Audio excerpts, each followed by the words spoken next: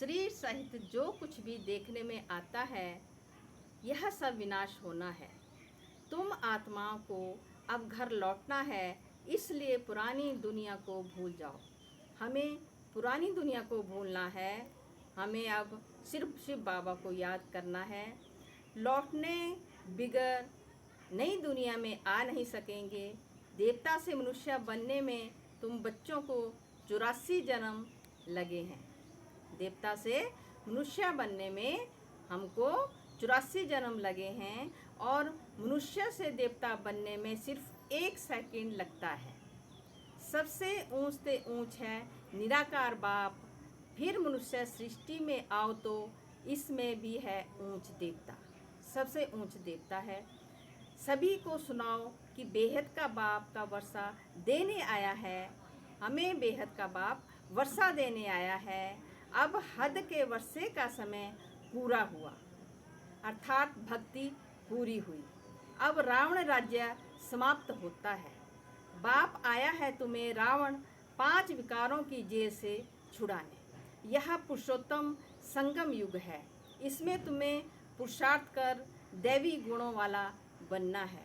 सिर्फ पुरुषोत्तम संगम युग को भी समझ लें तो स्थिति श्रेष्ठ बन सकती है।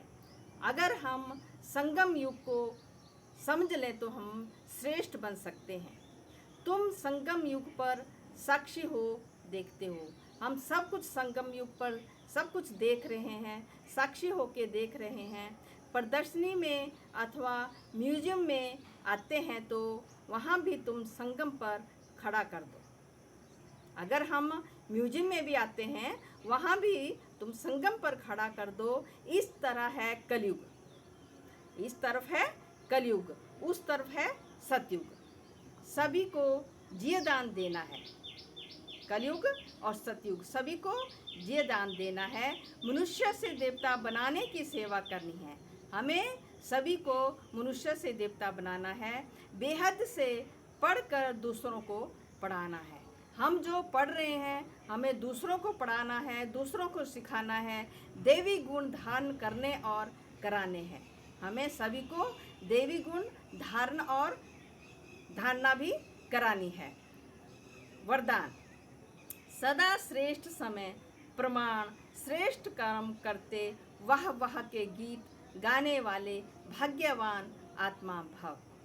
सदा श्रेष्ठ समय प्रमाण, श्रेष्ठ कर्म करते वह के गीत गाने वाले भाग्यवान आत्मा भव। हमें सदा श्रेष्ठ ही कर्म करने हैं और बाबा के वह के गीत हमें गाते रहना है। जो कुछ भी हमें परिस्थितियां हमारे में आए हमने वह के गीत ही गाने हैं।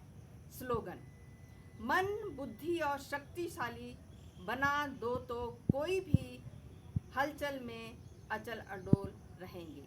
अगर हम मन बुद्धि को शक्तिशाली बना देंगे तो कोई भी हलचल हो तो हम अचल अडोल रहेंगे। हमें कोई भी अपनी जगह से हिला नहीं सकता। हमें बाबा पर पूर्ण विश्वास है।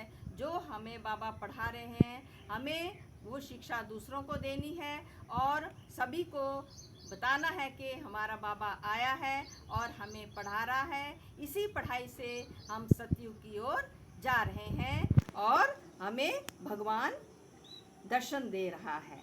अच्छा, ओम शांति।